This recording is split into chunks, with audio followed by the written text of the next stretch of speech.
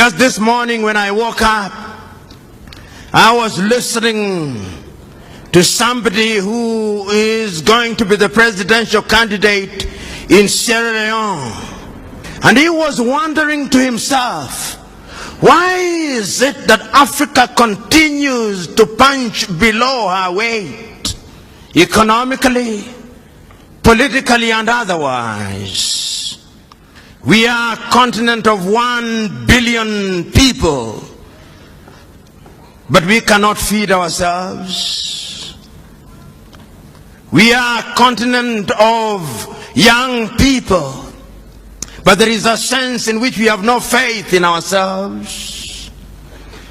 We are a continent with resources like no other continent on earth. Yet there is a sense in which we are still in the ghettos of human civilization. We are a continent which, in the words of Afro-pessimists, is a scar on the conscience of humanity.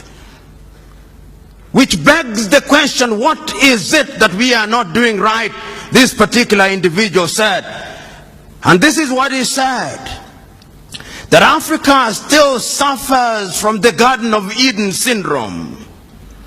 And the Garden of Eden syndrome is that God has placed you into the Garden of Eden and you partake of the fruits without any labor. We have forgotten that after the fall of man, there was a divine instruction: go out and subdue the world, because from the sweat of thy brow thou shalt eat. There is a sense in which the 3 books in the Bible that I talk about speak to my agenda. They speak to the entire question of choice. And let me tell you one thing. The African continent has been traumatized and remains traumatized to date. Africans were enslaved. Africans were colonized. Africans claim that we gained our independence, but the neo-colonial project is alive and well. Speak to Ngugi wa Thiong'o, he'll tell you that our minds are still colonized. And that is why he talks about decolonizing the mind. Because throughout the ages, the battle has always been the battle of the minds. That is why it is won and lost. And one of the things that I've discovered over the ages is that those who want to control you, the first thing that they do is to change your name. Even God changes his name when he wants to deal with you. When you are Abraham, he makes you Abraham. When you are Sarai, he makes you Sarah. And the very first thing that the colonialists did was to change our names, to convince us that a Christian name could only be Andrew and Mary and Jane and all these other names, that Kamau cannot be a Christian name, that Njoroge cannot be a Christian name, and we believed it. And I'm submitting to us that there is a sense in which our minds are not free. I'm submitting to us that even your generation is not free. I'm submitting to us that in that book of Daniel, even though their names were changed to Shadrach, Meshach, and Abednego, and Belshazzar, there is something that they did not allow to change in them. They refused to eat meat or anything that was sacrificed to the idols. And you remember that day when Nebuchadnezzar put forth an image which was 6 cubits high and 6 cubits wide. And they reported to Nebuchadnezzar that this young man had refused to worship this idol. The young man said, we shall not worship it because the Lord that we serve is going to save it. But even if he does not, we shall not bow down. And the story is then told that when they were thrown into the fire, those who threw them into the fire were consumed by the fire. But within a few minutes, Nebuchadnezzar himself said, but we threw in 3 of them, but there appears to be a 4th man who is like the son of the gods. I'm submitting to us that at all critical times in history, we have to make painful choices. I'm speaking to you Africans who are Christian, who are present here. What choices have you made? Have you made choices to run away to the United States to get the green card? Is that your choice? Have you made a choice to run away to Europe to flip hamburger? Have you made a choice to run away to go to Europe and to be humiliated at the embassies of the United States of America, Australia, and the United Kingdom? I'm submitting to us that we must change, because the divine instruction is that each one of us must make do with what we have. It cannot be right that a continent that is so blessed has our young men and women with only one ambition: to go to the United States. I know families where when wives are pregnant, they want to go to the United States that they may give birth there, that their child may be a citizen of the United States of America. The United States of America was not built by an army of angels. No, it was built by human beings. And I'm submitting to us that going forward, like Shadrach, Meshach, and Abednego, we must make a choice. And I'm submitting to us that if your Christianity is the kind of Christianity that only appeals to your emotions and make you feel good without making you good, that is not Christianity. Because there is a variety of Christianity today that makes you feel good, but it doesn't make you good.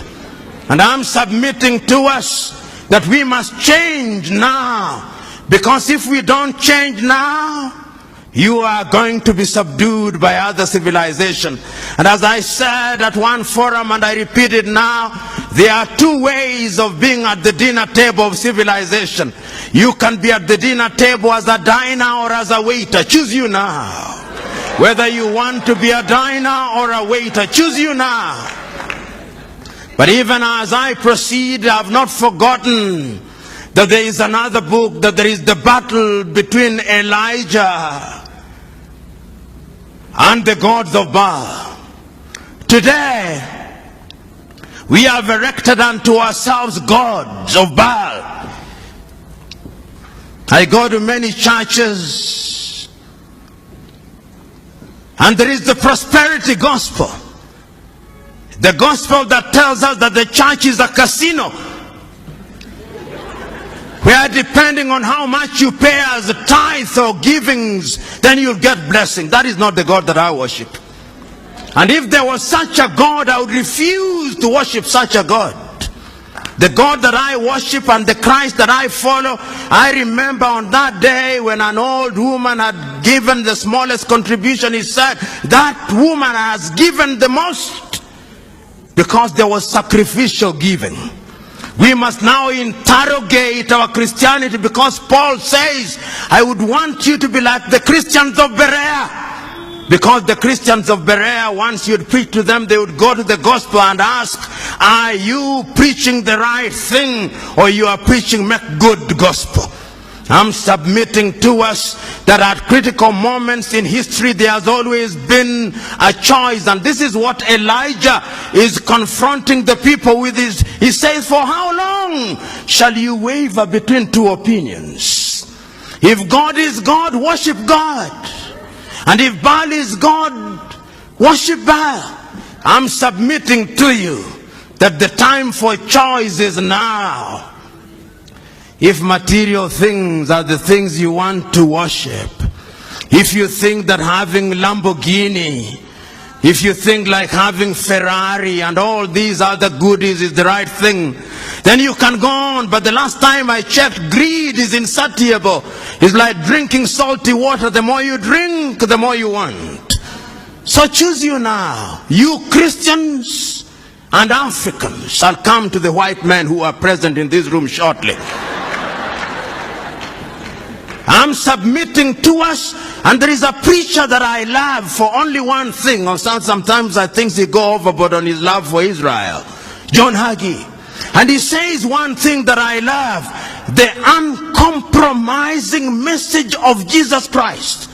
It is the same yesterday, today, and tomorrow. So that there is no question of humoring you in the church. It is telling you as it is. And I'm saying that even as we are waiting for heaven, and heaven will come in the fullness of time, in the intervening period we must eat. In the intervening period we must go to school. In the intervening period we must make Africa great. And we can make Africa great. What pains me most is when I see young men dying in the Mediterranean Sea.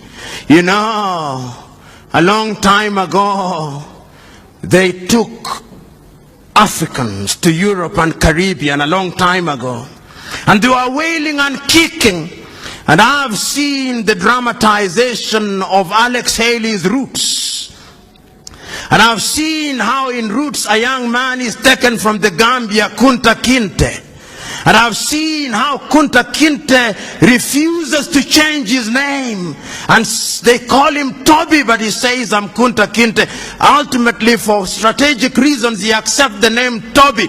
But he retains Kunta Kinte throughout the ages. And 200 years later, Alex Haley is able to trace his roots.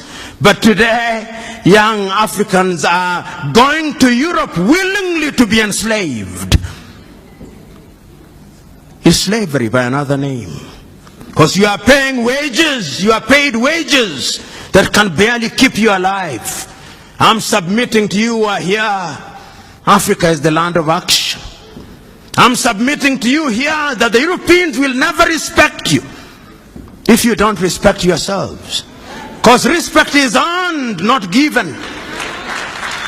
I'm submitting to you that you will never sit on the table of civilization as equal partners unless you are demonstrated that you are worthy of being a diner rather than a waiter. Choose you now.